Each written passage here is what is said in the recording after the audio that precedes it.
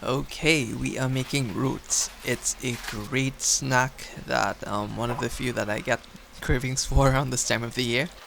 And it's very simple. We're gonna start off with about a cup and a half of flour, about 2 tablespoons of ghee, cow bran preferably, and around 2 tablespoons of sugar, brown sugar.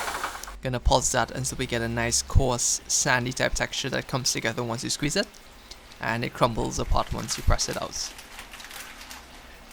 To that, you can add about 2 tablespoons of milk and a medium banana. My banana was a bit big, so I kind of just I did need the milk.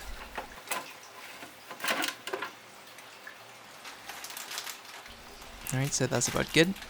You want to heat up your ghee. I didn't have much. Ideally, you want to deep fry it, but as you can see, this works just fine, so you can save a bit because it is a bit expensive. You want to fry it on a really low heat so as to cook the inside without overcooking the exterior. And that will also allow it to become really crispy.